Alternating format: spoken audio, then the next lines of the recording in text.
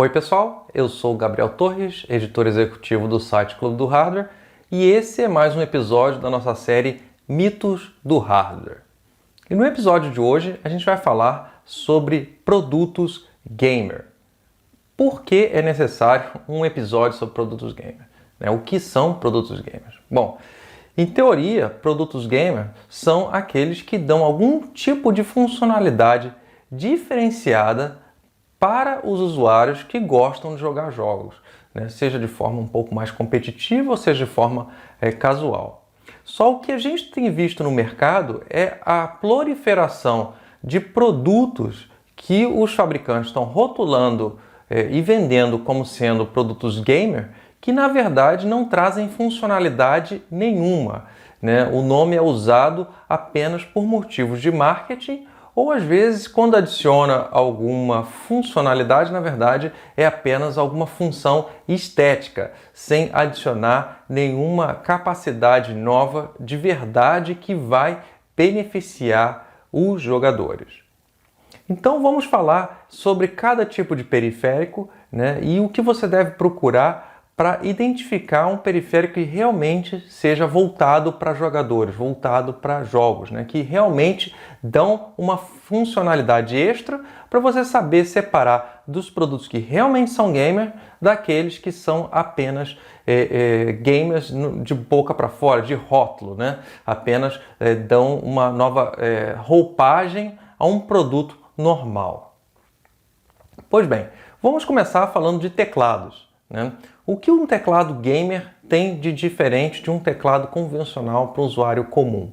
Primeiro, as teclas de um teclado gamer vão ser do tipo mecânica, E aí o fabricante mais comum de chave mecânica é chamada Cherry, e que apresenta vários tipos de chaves diferentes que são conhecidas pela cor da chave, se é vermelha, marrom, verde, azul, etc. Tá? Então, essa chave mecânica realmente dá uma sensibilidade tátil completamente diferente para quem está usando o teclado. Outras características de um teclado gamer podem incluir, por exemplo, o uso de macros. O teclado vai ter uma memória para guardar uma sequência de teclas, principalmente para jogos do tipo RPG, que são bastante usados. Tá? Outra característica é uma retroiluminação e às vezes iluminando apenas o conjunto das teclas usadas para direção de personagens. Então, essas são algumas das características que tornam um teclado gamer. A gente tem visto no mercado, às vezes, fabricantes rotulando um teclado como gamer, mas apenas pintando de cor diferente as teclas direcionais. E aí você vê, poxa, em termos de função, o teclado é exatamente igual a um teclado comum, que é diferente quando você tem um teclado que usa chave mecânica, quando tem uma iluminação diferente, tem macro, tem memória, etc. Tá? Bom, mouse. Mouse é a mesma situação. A gente tem um mouse gamer, que vai, é o dispositivo de entrada, além do teclado, mais usado em jogos, e o mouse gamer ele vai ter um sensor diferente, ele vai ter uma maior resolução, vai ter chave de seleção de resolução ou por hardware, a chave física no mouse, ou então por software através de um painel de controle e coisas desse tipo. Então a gente também tem visto alguns fabricantes lançando mouses ditos gamer, que na verdade não adiciona funcionalidade física ao mouse, o cara só pinta o mouse de uma cor ou então bota um LED para o mouse brilhar, e aí você acha que o mouse, esse mouse é gamer, que na verdade é só cosmético. O mouse gamer mesmo vai adicionar funcionalidades para tornar a sua jogabilidade melhor, você conseguir aí jogar melhor, aí, especialmente em torneios, competições, naquela partidinha online. Bom, headset. Headset também. Existe headset para gamer que dá funcionalidade. Um headset que você vai usar para jogar jogos vai ser completamente diferente daquele headset que de repente sua mãe vai usar para falar contigo pelo Skype. Então, o headset para gamer vai ter o quê? Um acolchoamento melhor, um suporte mais rígido, um negócio que você não vai sentir pesar na cabeça depois de usar muito tempo, o microfone às vezes retrátil, o que mais pode ter?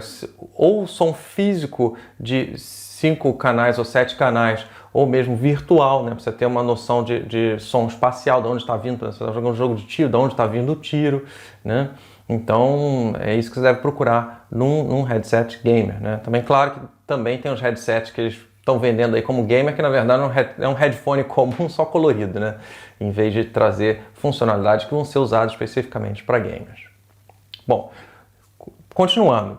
Monitor de vídeo. Isso daí é um ponto muito importante. Monitor de vídeo gamer, na minha opinião, a maior característica que ele tem que ter, a principal, é o tempo de resposta, né? O tempo de resposta tem que ser, na minha opinião, para ser gamer, no mínimo de 2 milissegundos. 2 milissegundos para baixo, tá? Dependendo do especialista, do usuário, vai falar que de 5 milissegundos para baixo é um bom monitor gamer, né? Eu discordo um pouco. Acho que para o gamer mesmo de verdade, 2 milissegundos para baixo, tá? 5 milissegundos já seria um gamer de entrada, seria um produto mais de entrada. E essa característica até que você tem que procurar nas especificações do monitor, né, na página do fabricante. A gente tem visto, isso aconteceu relativamente recentemente, um fabricante falando, esse monitor é gamer, que na verdade ele fez uma pintura diferenciada no monitor, né? O monitor tinha, sei lá, um detalhe vermelho, uma coisa diferente, e aí você vê lá nas especificações técnicas, a taxa de resposta, né, o tempo de resposta, era alta, era de 8 milissegundos. Aí você vê, poxa, não é um produto gamer, né? Era um produto gamer só no nome, só na estética, mas na especificação técnica não era um produto gamer. Então você tem que ter muito cuidado aí na hora de você escolher um monitor de vídeo para jogar jogo, tá? Senão você vai ter problema na imagem, né? A imagem vai sair borrada, você não vai ter a precisão que você precisa para jogar um jogo, né? Especialmente um jogo com movimento, cenas rápidas, tá? Bom, continuando então, próximo componente que a gente vai falar é o gabinete. Gabinete do computador, né? Um gabinete do tipo torre. Existe gabinete torre para gamer? Existe também, mas aí você tem que pensar o seguinte, quais são as funcionalidades que um gabinete deve ter para um jogador?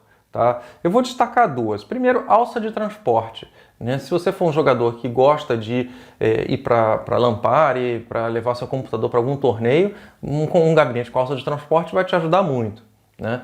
E o segundo item que é comum em gabinete do tipo gamer é um suporte para o headset, né? Especialmente se você vai usar o gabinete em cima da mesa, então às vezes tem um suporte ali para você pendurar o seu headset quando você não estiver usando, tá? Então essas duas características são dois exemplos. Existem outros exemplos de pequenos detalhes que podem ajudar o jogador, tá? Mas fora isso, questão de cor, número de ventoinhas, etc., isso daí depende se você é gamer ou não. Se é um usuário comum, também você vai acabar escolhendo um gabinete pelo aspecto físico dele, se você gosta ou não gosta, se você acha bonito ou não, se você precisa de mais refrigeração ou menos refrigeração. Isso daí independe se é gamer ou não. É claro que num computador gamer você assume que você está usando uma placa de vídeo um pouco mais poderosa, que você vai estar mais preocupado com a questão da ventilação, tá? Placa-mãe. Pode existir placa-mãe gamer? Pode, sabe? Pode existir sim, placa-mãe voltada para jogador. Isso daí é uma questão bem interessante, né? Porque você pode pensar, uma placa-mãe, qualquer placa-mãe é tudo igual, só serve para espetar os componentes. Mas a qualidade dos componentes que vão estar ali vão dizer se você vai ter um melhor desempenho ou não, se você é um jogador sério, né? Então, por exemplo, algumas placas-mãe, em particular modelos da ASRock, tem uma porta USB com uma taxa de varredura maior do que o normal. Ou seja, você tem uma quantidade de vezes que o computador consegue ler o valor que está nessa porta USB, ou seja, o valor do mouse, é muito maior do que o normal, então você tem uma precisão melhor, né?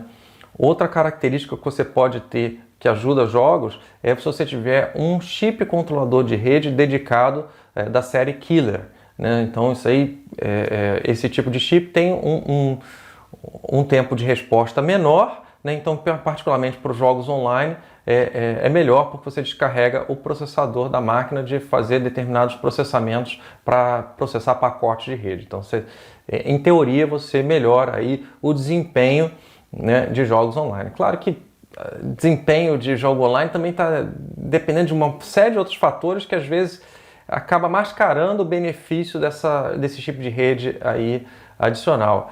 Por exemplo, você vai depender muito do roteador que você tiver, dos equipamentos de rede que você tiver, do modem que você tiver, da sua conexão, né, do seu provedor de acesso, onde está o servidor que você está jogando, etc., né? Outras características, vamos dizer assim, gamer para a placa-mãe vão ser mais cosmética. Óbvio que a gente está falando de gamer, não overclocker, né? O overclocker também pode ter características aí de overclock para a placa-mãe, mas que não é o assunto do nosso episódio de hoje, tá? Fonte de alimentação. Existe fonte de alimentação gamer? Não, isso é balela, tá? Se alguém te vai lá vender, essa fonte de alimentação é gamer, não tem nenhuma característica numa fonte de alimentação que seja específica para jogos. Uma boa fonte de alimentação é uma boa fonte de alimentação. Qualquer característica como ventoinha, cor, etc., vai ser característica puramente cosmética, né? As características técnicas que uma fonte de alimentação deve ter para um usuário comum são exatamente as mesmas que uma fonte de alimentação deve ter para o usuário gamer, né? Quais são essas características? Uma boa eficiência, boa refrigeração, níveis de oscilação de ruído dentro do máximo permitido, tensões dentro da faixa permitida, esse tipo de coisa, tá? Memória RAM.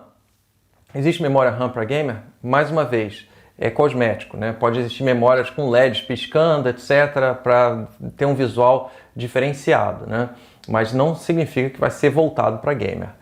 É discutível, porque você pode ter uma memória RAM aí com uma menor latência, né? Ou uma memória RAM também com maior taxa de transferência. E aí você poderia pensar, poxa, isso daí é para jogos, né? Jogos, a gente tem uma memória mais rápida, né? Com menos tempo de espera e com maior taxa de transferência, então essa memória vai ser mais rápida, voltada para jogos que demanda alto poder de processamento, né?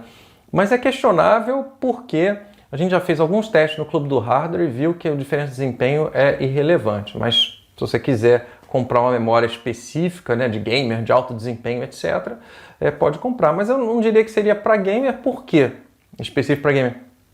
Porque um usuário profissional que esteja procurando um computador de alto desempenho, por exemplo, para editar vídeo, editar fotos, etc., né, provavelmente vai querer também memórias de alto desempenho também, né? Então é outra aplicação que não é gamer, mas você precisa de uma alta taxa de transferência com a memória, já que a memória é usada o tempo todo, tá? Armazenamento. Tem armazenamento que é específico para gamer? Aí volta a mesma questão da memória, né? E os demais componentes também vai ser a mesma história, quer dizer, você está falando de componente de baixo desempenho, de entrada, né, com desempenho menor, e um componente de maior desempenho, né? Então isso aí independe se você vai jogar ou não, é questão de você querer um computador com desempenho maior ou não. Então no caso do armazenamento, se você quer investir num computador para jogos, provavelmente vai querer pelo menos um SSD para instalar o sistema operacional e os seus jogos, né?